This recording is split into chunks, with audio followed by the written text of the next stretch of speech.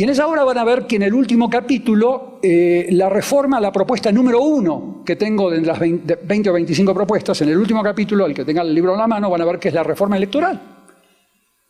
Y a mí me llama mucho la atención que en la simulación de la mafia política mexicana, donde simulamos reformas para aparentar que estamos avanzando, cuando en realidad estamos protegiendo enormes cantidades de dinero dentro del sistema político empresarial eslimesco que tienen ustedes, se han propuesto todas las reformas judiciales, administrativas, de educación, energéticas, menos la electoral. La reforma electoral nunca se ha planteado porque la reforma electoral, y lo argumento en esta obra, es la madre de todas las demás reformas. Realizar una reforma judicial antes de una reforma electoral es como poner una carreta frente al caballo, o sea, no podés avanzar. No es de extrañarnos a nosotros que hemos estudiado esta situación en muchos países, que ninguna reforma judicial haya dado resultados tangibles en cuanto al mejoramiento de la efectividad y eficiencia de los sistemas judiciales. Ningún, a pesar de los cientos de millones de dólares norteamericanos, europeos, mexicanos, no ha dado lugar a mejoramiento, salvo en las encuestitas de percepción que son fabricadas por los académicos del poder, como Benítez Maná. Yo le pongo nombre y apellido a las cosas, no me gusta hablar en teoría. Y muchos de los que andan dando vueltas como asesores de García Luna, como este señor, los Castañedas, los Aguilares Camines, los Krauses y toda esta fauna que tienen ustedes en este país. En los datos duros no hay mejoramiento en los sistemas judiciales. En la Fiscalía Especializada para Proteger a Periodistas hay más de 1.900 denuncias con 3 sentencias. 99.89% de impunidad, 99.8% de impunidad. O sea, los datos duros de los sistemas judiciales no dan lugar a dudas que las reformas judiciales fueron reformas concebidas e implementadas por mafiopolíticos para protegerse a sí mismos, a un costo enorme para la población. Entonces, la madre de todas las reformas y la madre de todas las reformas para disminuir los niveles de violencia, mejorar el acceso de los ciudadanos a las instituciones de salud, de educación, de desarrollo social, es la reforma electoral. Entonces, el derecho electoral es clave como la pieza fundamental del rompecabezas para asegurar mayor seguridad humana hacia futuro en este país. Y en todos los países que hicieron las cosas bien, se nota que cuando encararon una reforma electoral con las pautas que voy a mencionarles más tarde, la violencia disminuye. ¿Por qué? Porque la delincuencia organizada transnacional es producto de la corrupción política. Punto y aparte. No hay otra. Si quieren que les sintetice los trabajos de 25 años, ese es el trabajo. Las pandillas pueden ser producto de factores sociales, criminológicos, etc. Las asociaciones delictuosas pueden ser erradicadas en problemas económicos o en jueces corruptos, o en policías corruptos. No, la delincuencia organizada transnacional está compuesta por políticos y empresarios legalizados, sindicalistas, líderes de sociedad civil, disfrazados, y forman redes transnacionales, por definición, que cometen delitos de alto impacto social. Hay un hecho importante: la corrupción política es la madre y el padre de la delincuencia organizada transnacional. Aquí, en Afganistán, en Estados Unidos de Norteamérica, en Alemania, en cualquier lugar del mundo, esa es la ley de gravedad.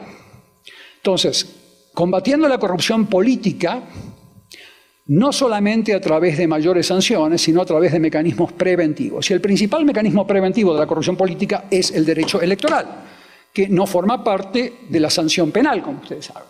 Es el que genera incentivos, como bien mencionó el señor rector, para que las regulaciones que se le aplican a los procesos electorales estimulen para que tú, jovencita, tú quieras ser diputada el año que viene sin estar besándole la mano a un padrino. Y yo conozco cientos de mexicanas y mexicanos que no quieren besarle la mano a un padrino y quieren entrar a la política y no pueden porque los Monreales no se lo dejan. Porque los Peñas Nietos bloquean, porque los Javieres Lozanos y las Margaritas Zabalas y todo el zoológico que tienen como el elenco estable de la mafiopolítica mexicana impide que gente como ustedes pueda entrar a la política con la misma facilidad que entran en Suiza o que entran en Suecia o que entran en Francia. Y esto se radica en los procesos electorales, en las regulaciones que se le aplican. O sea, tenés que bajarle los costos de transacción al que quiera entrar a la política sin besarle la mano a ningún cacique, a ningún padrino, a ningún líder. O sea que necesitamos una reforma electoral para que las personas que entren a la política sean las que después diseñen reformas judiciales que realmente promuevan el acceso a la justicia y no que traten de controlar al sistema judicial para favorecer a los intereses económicos que financian sus campañas electorales. Es un círculo vicioso, ¿se dan cuenta? ¿No? Law and Economics, derecho y economía.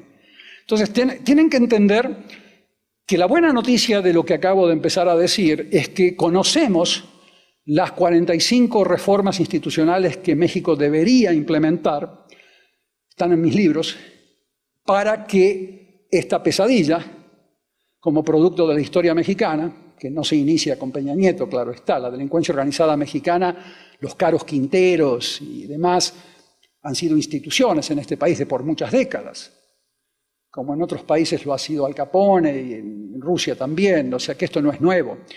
Pero esas 45 reformas institucionales que yo propongo han sido las que alrededor del planeta han probado desmantelar a redes criminales, no solamente con el derecho penal. Yo no soy un penalista acérrimo en donde la primera reacción que yo tengo es aplicar sanción penal. La sanción penal tiene que ser el último recurso del Estado ante la delincuencia organizada, en donde la base de esa delincuencia organizada son jóvenes sin alternativas de vida. Son mujeres y hombres capturados y succionados por empresas criminales que los usan como obreros. Hasta ahora yo hablé de los príncipes que están arriba, pero la base social es la base social desprotegida, donde el Estado mexicano está ausente, hay vacíos. De las 45 instituciones que propongo en mis obras, de ellas solamente 7 de las 45 son penales. Las otras son instituciones económicas, sociales, laborales, etc. O sea que no tienen nada que ver con lo penal. Y la electoral como número 1. La conversación que quiero tener con ustedes acá es basada en el hecho de que conocemos las soluciones que México debería implementar. Si es así, si las conocemos, ¿qué instituciones México debería mexicanizar de acuerdo a su tradición sociojurídica para poder desmantelar este cáncer producto de la historia mexicana? Había un gran escritor universal que decía que la historia es como una pesadilla de la cual nunca nos podemos despertar. Y eso es lo que estoy tratando de hacer en México, causar un efecto para despertar al hecho de que sí se puede terminar con esta pesadilla que están viviendo desde hace décadas ustedes. Uno puede despertar a eso.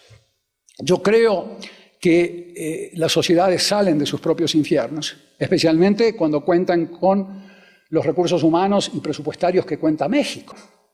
Hay una relación entre derecho electoral y seguridad humana. ¿Por qué? Bueno, el derecho electoral genera un incentivo para que el financiar tus campañas con dinero ilícito sea o muy difícil o muy fácil, ¿no? Cuando el derecho electoral no exige elecciones preliminares abiertas, por ejemplo, con precandidaturas sujetas a controles patrimoniales de 3 tipos. Gracias, Rodrigo.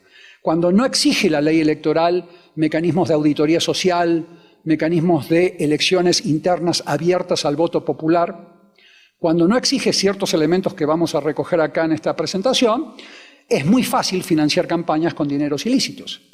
Entonces, en ese tipo de ambiente, la delincuencia organizada se va comiendo a pedazos del sistema político como pedazos del rompecabezas, en donde, claro, ciertos políticos están cooptados, amenazados o comprados por el cartel de Jalisco Nueva Generación y otros por el de Sinaloa, sus antiguos primos, y otros por los Zetas y otros por otros grupos criminales. Hay más de 400 grupos criminales en México operando, de China, de Europa, de varios lugares.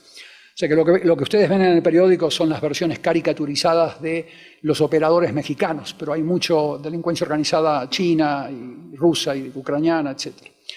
Y hay un estudio excepcional de una institución que se llama The Global Integrity Report, lo pueden bajar gratis, el reporte de integridad global se traduce, está en inglés lamentablemente, no está en español, donde ahí te muestra que México está entre los primeros 4 países del planeta en cuanto a la escala del dinero sucio que pasa por su economía. Porque acá no hay una cultura del trabajo pro bono, honorario, los abogados no tienen esa cultura acá en México, que eso es una gran materia pendiente de las personas que estudian Derecho, de entender que las barras de abogados, los colegios de abogados deberían ser los primeros en tomar la bandera para asegurarse de que se ofrezca como obligación, por ley, que todo abogado y abogada mexicana esté obligada a contribuir un 10% de su tiempo anual a personas sin ingresos. Eso se hace en Chile. Ya no te estoy hablando de Suiza, te estoy hablando de Chile. Eso se hace en Costa Rica. Eso es una materia pendiente que tiene mucho que ver con el acceso a ese derecho humano, que es el acceso a la justicia. Les hago esa pregunta. ¿Quién la provee cuando el Estado no lo provee? El cartel de Sinaloa lo provee. La delincuencia organizada se apodera del tejido social cuando el acceso a los derechos humanos no está garantizado en la práctica. Y entre esos derechos humanos, quería dejar esto para lo último, entre esos 54 derechos humanos está el derecho al voto limpio, el derecho electoral. Es un derecho humano el de que tú puedas acceder a una casilla y votar sin amenazas, sin coacciones, sin compra de votos. No es una opción, es un derecho universal que por ser humano el Estado está obligado a garantizarlo. Por mérito de la sociedad civil, FEPADE estaba permitiendo y protegiendo en la medida de los pocos recursos que ellos tienen, porque no les quepa la menor duda que FEPADE está literalmente, a propósito, ahogada presupuestariamente para que no pueda actuar en todo el país. El presupuesto de FEPADE es una tragicomedia, o sea, es un presupuesto en donde no tienen helicópteros, no tienen carros, no tienen dinero para gasolina, están mandando a 3 personas a elecciones, o sea, no tienen capacidad de cubrir ni un 10% del territorio en una elección general. Está presupuestariamente ahogada, adrede, a sabiendas, por la clase política que ustedes tienen en el Congreso, que llegan a través de un sistema electoral mafioso, en donde son los Monreales que ganan las elecciones, son los Lozanos los que ganan las elecciones, son los Peñas Nietos y los Mazas y los que ven, está diseñado para que ellas y ellos ganen las elecciones. Me gustaría que le pregunten, ¿no le ven ningún problema ustedes al derecho electoral, al marco electoral mexicano? ¿Están conformes con ese sistema? Claro que lo están. Es lo que los mantiene de manera permanente, cambiando de silla entre diputado, senador, gobernador. Es el sistema diseñado para que sea así. Bueno, hay mucha gente honesta que se beneficia de ese sistema. No quiero decir que todos sean mafiosos, pero este sistema está aprobado en 67 artículos académicos, que por favor recuérdame, Edgar, de enviárselos a todos para que lo puedan leer. Está aprobado que el sistema electoral mexicano, con las características del derecho electoral mexicano, es el que más promueve a la delincuencia organizada en las experiencias que se han analizado en más de 70 países desde el año 64.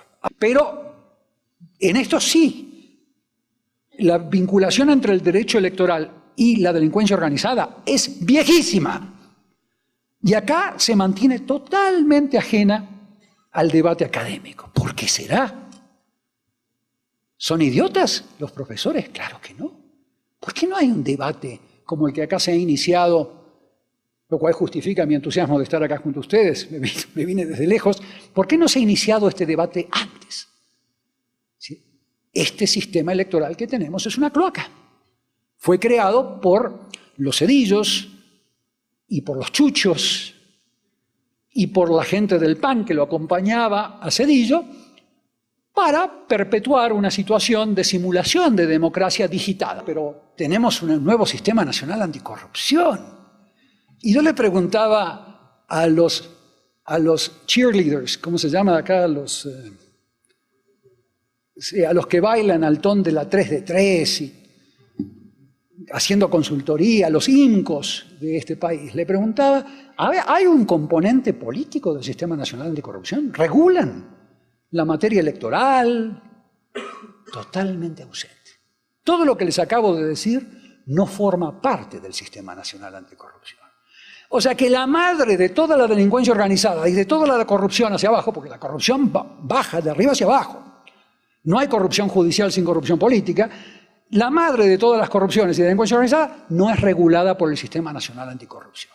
La delincuencia organizada es supranacional, no es nacional. No es un problema mexicano la delincuencia organizada. Hay grupos de muchos países en Cancún y hay grupos mexicanos traficando argentinas y brasileiras hacia Cancún, con ayuda de agentes de inteligencia de Argentina. Eso no lo podés abarcar con auditorías nacionales. Tiene que haber un órgano supranacional de auditoría. A la delincuencia organizada transnacional no la puedes combatir con instrumentos nacionales nada más. Entonces tenés que ir pensando en instituciones supranacionales de auditoría y instituciones supranacionales de control judicial. Las políticas públicas que han dado resultados para contener a redes criminales transnacionales parten de lo electoral y bajan a lo judicial, bajan a los controles patrimoniales no penales. Ahora, ¿qué sucedió en México? En México, inmediatamente cuando llegó la versión de una ley de extinción de dominio en el año 2012 al Congreso de la Unión, inmediatamente los abogados del cartel de Sinaloa comenzaron a moverse en el Congreso de la Unión para licuar a la ley. La ley comenzó con 10 causales de extinción, o sea, 10 causas por las cuales se te puede extinguir el dominio. La más importante era que tú no puedas probar el origen lícito de tus recursos. O sea, si tú tienes una casa, deberías ser capaz, como en la materia tributaria, cuando te hacen una auditoría tributaria y el Estado te pregunta de dónde sacaste este dinero, si no tienes ningún problema en cuanto al origen limpio, le dices, lo saqué, lo heredé o lo trabajé o mi tía, lo que sea, pero podés probar que es lícito. En Colombia, en Estados Unidos, en Alemania, en Francia, en Portugal, si tú no puedes probar el origen lícito de tus recursos, se te extingue. No quiere decir que vayas a la cárcel, no es una causa penal. Eso le da una figura muy ágil al Estado. Claro, de las 10 causales que llegó al Congreso de la Unión en el 2012 para tener una ley de extinción de dominio como la que yo recomendaba, los abogados del cartel de Sinaloa, con 4 o 5 idiotas útiles, le recortaron 7 causales. Y se vinculó a la acción penal. Por lo tanto, no es casualidad que la extinción de dominio en México no se aplique a la materia electoral. Si como parte de ese proceso se determinan irregularidades, FEPADE debería colaborar con la Fiscalía Especializada en Delitos Económicos y con el INE para ir al político y al jefe de campaña y decirle, a ver, ¿de dónde sacó usted esos recursos? Aplicás la ley de extinción de dominio al proceso electoral. Hoy en México es ciencia ficción, porque aprobaron la ley para la impunidad. Y además lo celebraban. Venían las agencias de la ONU y decían, hemos aprobado una ley de extinción de dominio. Fabulosa la ley. Les habían cortado 7 causales. Ahí hubo abogados del cartel de Sinaloa metidos. Ahí hubo algunos idiotas útiles con la excusa de los derechos humanos de los empresarios. Bloquearon la causal más importante, es que tú justifiques el origen lícito de tus recursos. ¿Cuál es el problema? Que en una sociedad el Estado te realice una auditoría tributaria y te pida probar de dónde sacaste tu patrimonio. ¿Cuál es el problema de eso? Asumiendo que no tienes autoridades tributarias corruptas, que eso es un supuesto, no debería haber problema con que exista esa inversión de la carga de la prueba, donde tú tienes que probarle al Estado de que tus recursos son lícitos. Eso sí, no puede ser en materia penal, porque ahí está tu libertad en juego. Se revierte la carga de la prueba solamente cuando es una materia no penal, donde tu libertad no está en juego, donde el Estado no te puede encarcelar si tú fallas en probarlo. Es solamente, bueno, los países que han logrado implementar la ley de extinción de dominio a la materia electoral han ido a la cárcel los jefes de la bancada republicana del Partido Republicano Norteamericano hace 12 años.